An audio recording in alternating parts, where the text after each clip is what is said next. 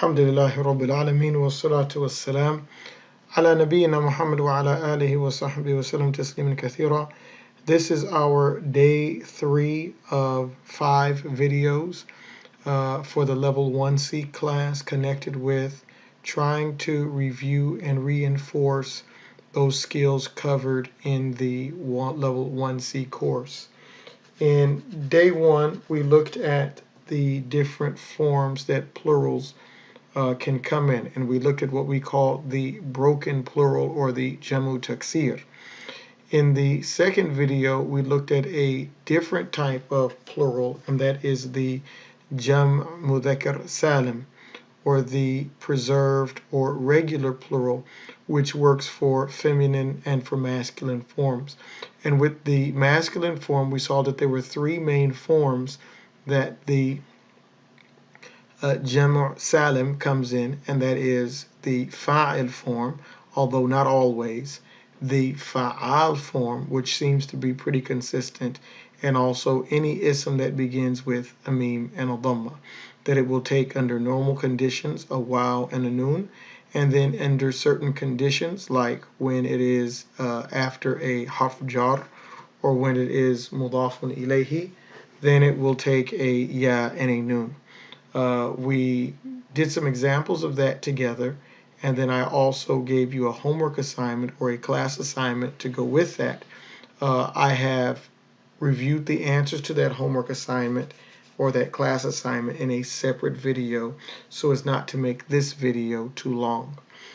In this third video, this third lesson, we'd like to cover 2 concepts. The first concept is we want to cover idafa or possession as it relates to plural isms, more specifically as it relates to plural pronouns. And the idea that we want to cover here is that when you deal with possession, you are taking 2 isms and you are putting them together. Now, what further complicates it for using dama'ir or pronouns is that they're all connected together in one word. What's important is to remember that what we are talking about is not the mudaf ilayhi or the ism that's connected to the end. We're talking about that very first ism, which means that if it has an adjective, it should agree with that first ism. If it is the subject and it needs to have a predicate, that's one word, that predicate needs to agree with that first ism. The second thing we want to deal with is the idea that a verb or a fi'l can be the predicate for a subject that's an ism. Okay, so we've taken different types of predicates, which so far have been individual words, and they've also been harful jar and ism majroor. What we're looking at now is that the verb, the fi'l itself, can be a predicate, or it can be a khabar in a sentence that begins with an ism. However, just like anything else that comes after that ism, they need to agree in gender and they need to agree in number. So we'll be looking at those 2 things today, inshallah ta'ala. So what we want to look at first is we want to look at this concept of idafa or possession. We'll look at a couple of examples captured here in the Medina book, page number 84. Okay, so if you come to the very top, okay, it says ma lughatukum. What I want you to pay attention to is the fact that lugha is singular, any language, and that it's also feminine because of that ta there. Now remember, ta becomes a ta. The original ta for lugha would be a ta marbuta. It would be a closed ta. But when you add something to the end of it, then that ta opens back up so that it can connect. When the ta marbuta means kind of like tied or bound up. So when it's tied up, then you can't really connect it to anything. But if you need to connect it, then you'll have to open it back up. So when we say ma lughatukum, that means what is your language? And we're talking to a group of people because we see that meme. And that meme, as we said, means men or masculine for plural words. Yeah? So if there were any word here that was going to be a predicate, it would need to be a predicate for lugha, not a predicate for kum, which means that it would need to be singular and it would also need to be feminine. Okay? Because lugha as a word, as it's structured, is feminine because of that ta in there. If we look at number 5, it says, Aina madrasatukum. Aina madrasatukum. Where is your school? Again, same concept here. Madrasa is singular and it's feminine because of that ta in there. Kum, which is the possessor or the mudafun ilayhi, is plural. If we were going to have any adjectives here or we were going to have a predicate, it would need to agree with madrasa, meaning that it would be singular and feminine. We wouldn't look at kum at all when it comes to determining what's an appropriate predicate and what would be an appropriate adjective and so on. He says, Afi baytikum hadiqa. So again there, baytikum follows the same thing. Bait would be our main word. Kum is just telling us who it belongs to. So if we were going to have an adjective or a predicate, it would need to be singular and masculine. Now you might be looking at then say, well, how can it be masculine and it only has 3 letters and that third letter is ta? Because we say that ta there in bait is a part of the original word. And so because it's a part of the original word, then it's not an addition to make it feminine. So that ta is always open. It's not a ta marbuta because it wasn't added to the word. If we look at number 9, which is here, it says Aina mudarrisukum, and where is your teacher? Again, the main word here is mudarris. So we're not really going to pay attention to kum as it relates to any adjectives or predicates. We're always going to look at that first word. Okay, so we just have different examples here. Again, Rabbuna, Rabb would be the main word, masculine, singular. Dinuna, that's the main word, Deen, masculine, singular. Rasuluna, Rasul is the main word there. Don't pay attention to the na, which is plural. So it's singular and masculine. So again, adjectives, predicates would need to follow that form. Kitabuna, masculine, singular. Qiblatuna, now it's singular and feminine. Qibla, okay. Lughatuna, lugha, singular and feminine, and so on. So just making sure that when you look at those, that idafa to a pronoun, that you make sure that you differentiate between what you're talking about so that you get any adjectives or predicates correct. Okay, so let's look at the first example that we have. The first example that we have is Baytul Usra. Okay, so we have Bait and we have Al-Usra. Now, are these words similar or are they different? These words are actually, get that back in here. These words are actually similar, but they are also different. They're similar in that they're both singular, but they're different in that bait is masculine while usra is feminine. Well, how can bait be masculine and it has a ta? Well, as we mentioned before, that ta is a part of the original word. So it's extra. That ta is not extra. And so it's naturally a part of the word.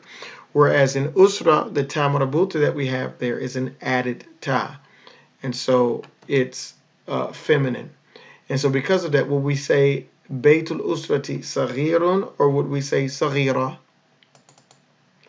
We would say Saghir. Why would we say Saghir? Because Saghir agrees with Bait in gender, both male, and also in number, both singular. Okay? So Baytul Usrati Saghirun. Yeah. And the next one that we have, Abna'ul Mudiri, we have Qawiyun and we have Aqwiya. Now, Abna comes from Ibn, which means sons. Abna means sons. And Al-Mudir means principal. So the principal's sons. So here we're talking about Abna. And we know that we're talking about abna because that's the first word. So again, remember that predicate is going to need to agree in number and gender. So here, these two words, abna and mudir, they're similar in terms of gender, but they're different in terms of number. Abna is plural, while mudir is singular. And so here, would we say abna'ul mudir, qawiyun or aqwiya? That's right, we would say aqwiya because we're trying to agree with that first ism, the sons of the principal, not the principal, but his sons. So the sons are aqwiya. So because abna is plural, we have to use a plural predicate. When we come to the next one, sayyaratu tajir, the merchant's car. Okay, so here these two words are similar in that they're both singular, but they are different in that one is masculine while the other one is feminine.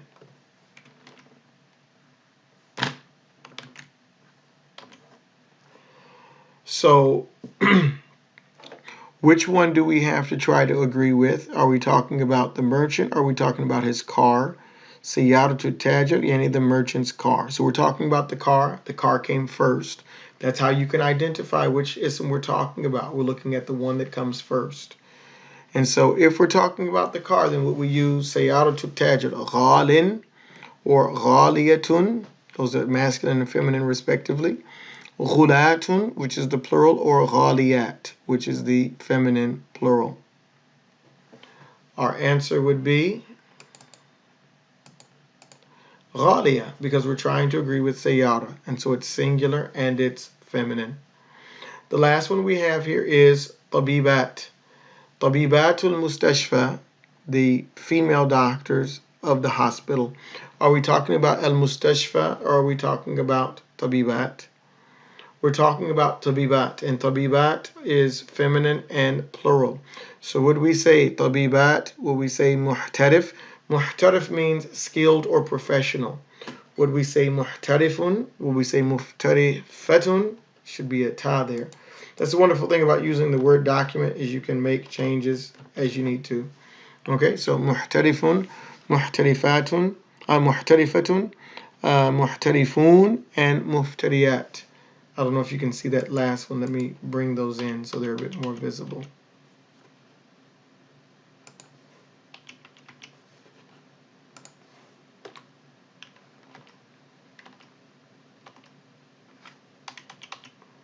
There we go.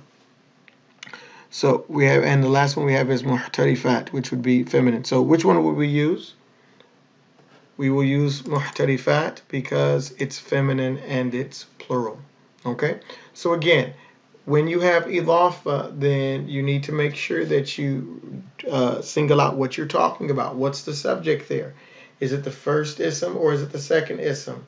It's always going to be that first ism, and the other ism is just telling us who it belongs to. Okay? The next part of this exercise is we talked about isms being plurals. We talked about fi'ls, verbs being plurals. So we want to look at some examples of that so we can see it. So we have 4 verbs here. Let me pull up my other document.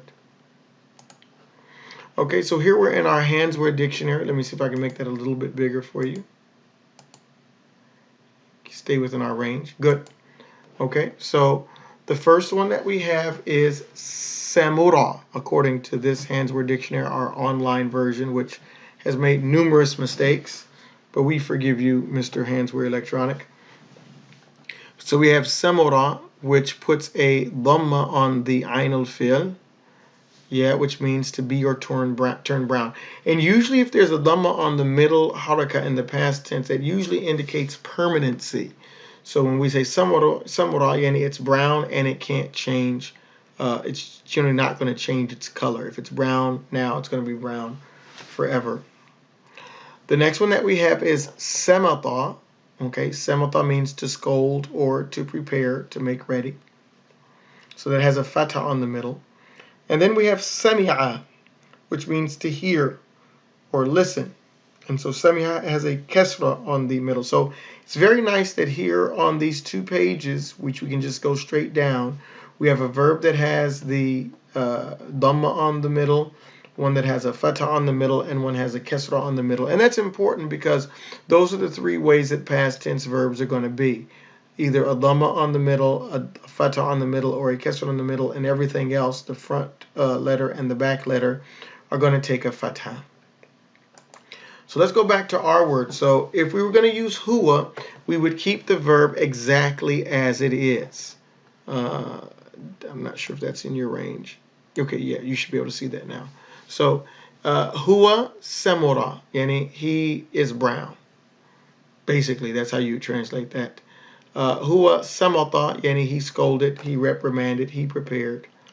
And then the last one is huwa sami'a, yani he heard or he listened. So those are our first ones there. Huwa samura, huwa samata, huwa sami'a. Don't worry about that last vowel mark not being there. It's understood. And as we've said, isms always end with two dhammas unless something changes. Past tense verbs always end with a fatha unless something is indicated otherwise, or something indicates otherwise. So remember, these have to agree in number and gender. So now we're looking at hiya. And so again, this is going to need to agree in number and in gender. Okay? So with samura, it would be samu. Let's make that a little bit.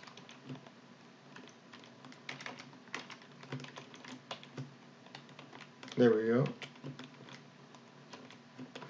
Okay, now this ta that we have here is going to be ta maftuha. And this is an important distinction that we alluded to.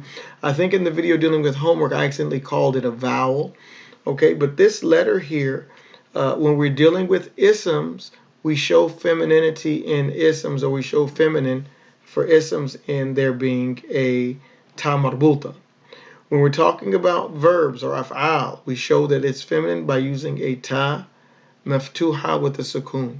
So if you see a ta maftuha with a sukoon at the end of a word, that's usually an indication that it is a verb, okay? That it is a singular feminine verb. So only change that happened from samura became samurat, okay? Hiya samurat. Okay, we'll get these over here. So samata, how do you think that would change? What would we say? Hiya sam ma ta t. Hiya samatat.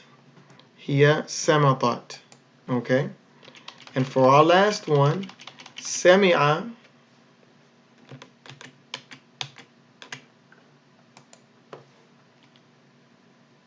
Okay, I don't know what's happening here. So you got to test this what am I talking about? That's why you got to test this technology out before you start using it, because it'll just make your life miserable trying to show an example and then you can't get it done.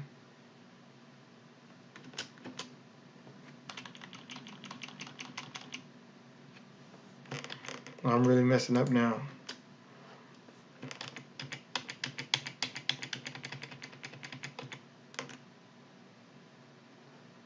Okay, just trying to keep it in that range. Okay, so hopefully you'll be able to see it. So here for sami'a becomes sa mi at. I think that's a little bit outside of the range. I don't know what we can do about that. I do know what we can do. We can make them smaller.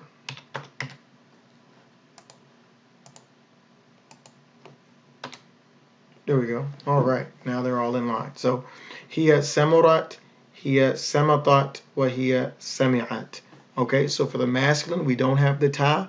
It stays in its regular form. For the feminine, we add that ta with the sukoon on the end that makes it singular and feminine. طيب. When we use the masculine plural, hum, then the verb's going to change because we're going to add a dhamma to the end, a waw after the dhamma, and then an aleph. So we have dhamma, waw, aleph. That's masculine plural. When a lot of men get around, it gets very complicated. Yeah, so we got sa, and then we got the mu, and then the ra, but on the ra this time we're going to put a dhamma, samuru. We're going to put a wow, elongating it, and then we put an aleph. Aleph is kind of like that gate. You got a bunch of men around, you got to keep them from getting out to other people. They're going to go cause problems elsewhere, right? So you got to put that fence up. So you got the ra with the dhamma, and then the dhamma is going to take a wow, and then we put that aleph up. So now it agrees in terms of its gender. So now this is plural masculine, samuru. And again, we said that with masculine plural, we're usually going to put a meme.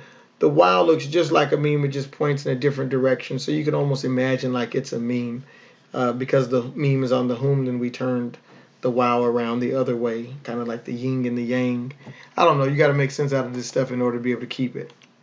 So that's my example. You can do what you want to do with it.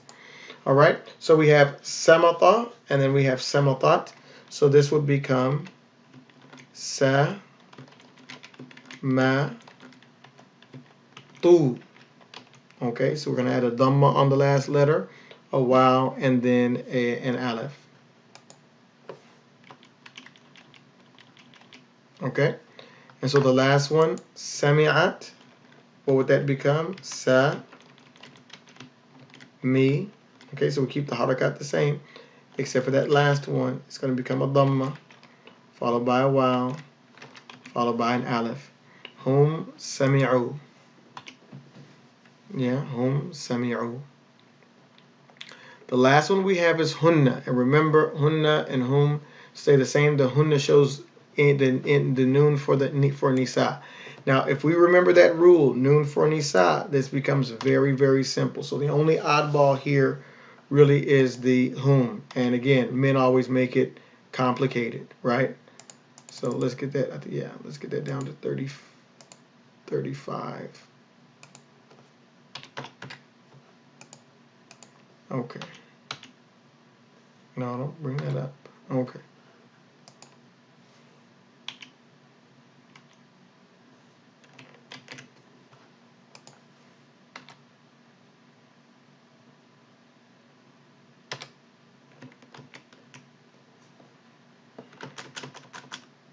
Okay, good. Okay, so the first one we have is we go back to the original, which is samura. So hunna becomes what?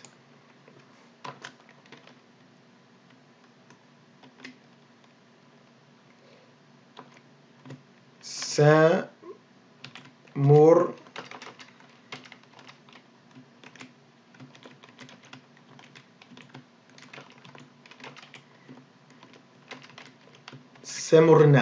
Samurna.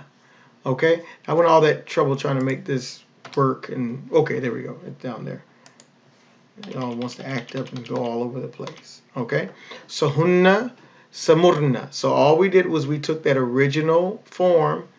Because we have this noon with a fatha, then we got to put a sukun on that second to last letter. But the idea is noon is for nisa.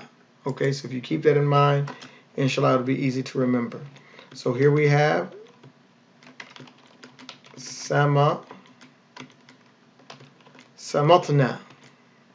Yeah, samatna. Okay, they reprimanded, they scolded, they prepared, and so on. Okay, and the last one here, huna,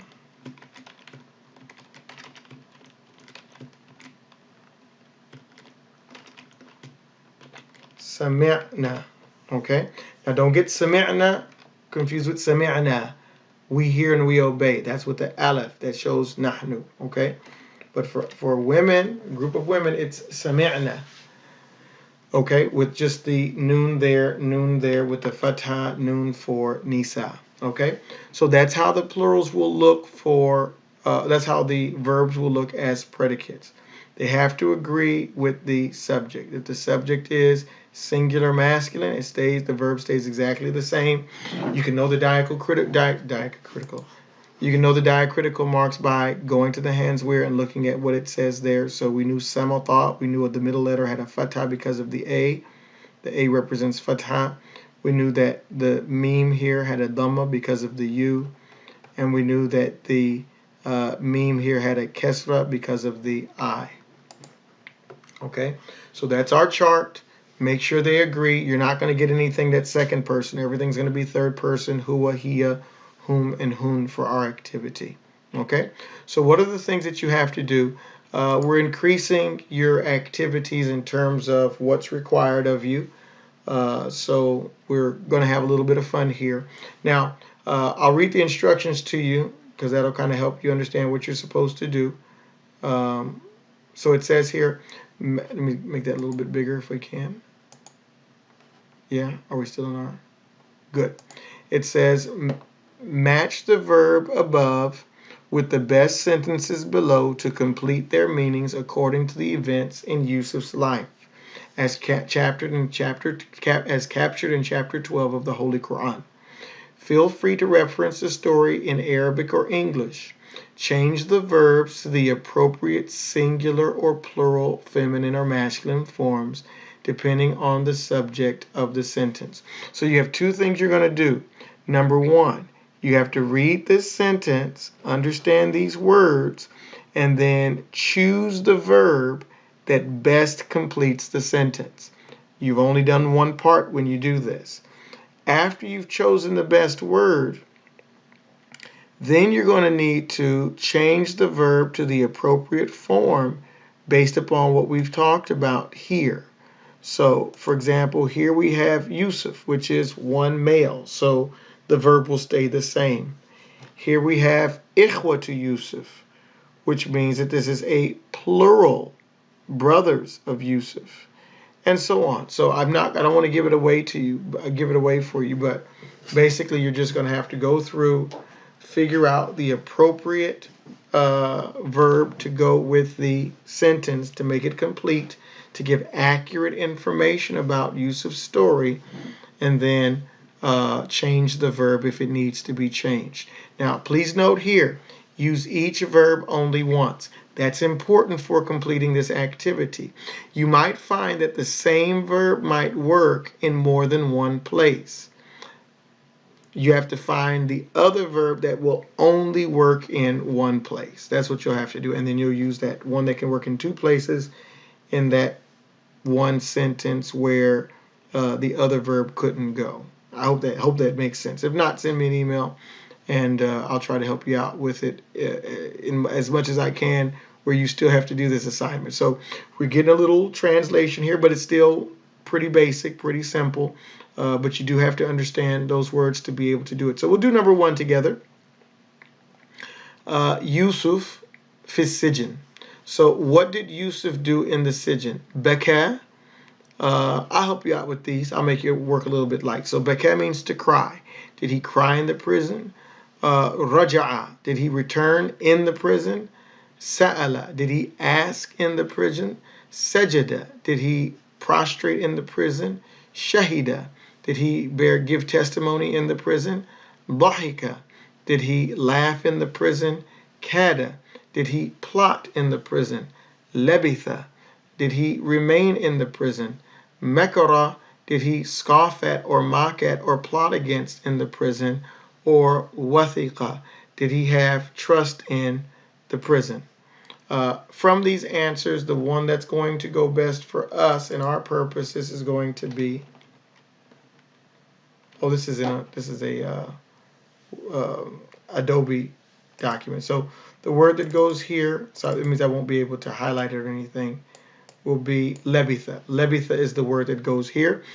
Because it's singular and masculine, then that means that just like on our sheet, we don't need to change anything. Okay, so Yusuf is the same as Hua, so you would just take lebitha and you would put that here. Okay, so you're going to need to go through all the way down to 10. Make sure you identify the subject properly. It's the first ism if there's more than one ism there, and give the appropriate predicate verb to go with it. Okay, so hopefully that's clear. Now, again, we're moving up in challenge, so you have another activity as well. It says opposite possessors and possessions. Let's see if we can make this a little bit bigger as well. Yeah, we can make this bigger. So let's, well, I can't do it like that. Okay, so we're still in our visible range. Good. Okay, so it says choose the appropriate word to complete these sentences inspired by Surah Yusuf. Key questions for you to answer. Based on the item that is possessed, should the completion be singular or plural, masculine or feminine? Choose the suitable choice from the options provided to correctly complete each sentence. So here you have two isms, or an ism and a pronoun connected together. You're going to need to choose from the choices below which of these agrees in terms of the gender. So we have number one, we'll do it together. It says Ikhwa to Yusuf. Ikhwa is brothers, it's plural. So the brothers of Yusuf. So are we talking about brothers or are we talking about Yusuf? We're talking about brothers because it comes first. So now it's masculine and plural. So now we have these options. Hasid, that's singular and masculine.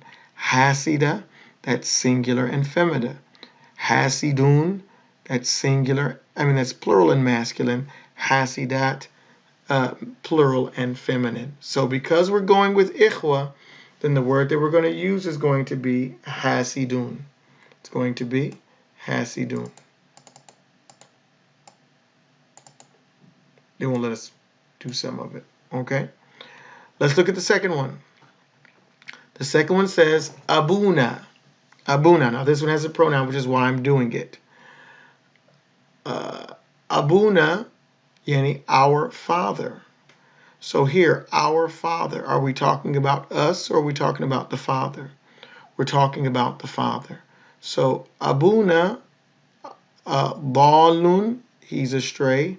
Balatun, balun, or balat. The answer for us would be balun, the first one. This one here. Why?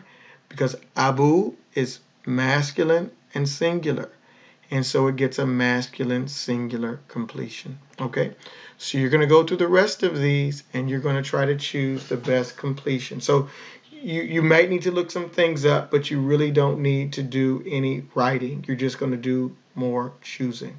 So those are the two activities that you're going to have to do. They're going to take you a little bit of time, but again, you don't have the same homework pressure as everyone else in terms of having to turn in that sheet or sign in with that sheet.